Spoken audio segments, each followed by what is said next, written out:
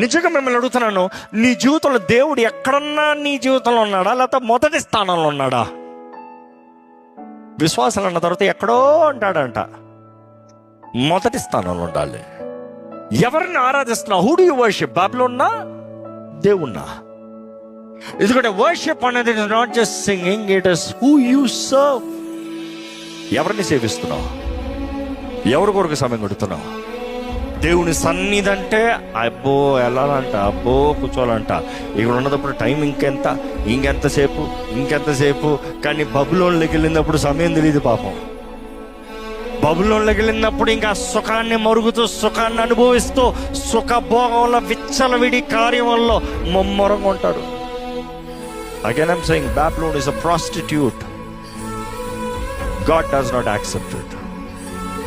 And spiritual prostitution గురించి దేవుడు మాట్లాడతాడు.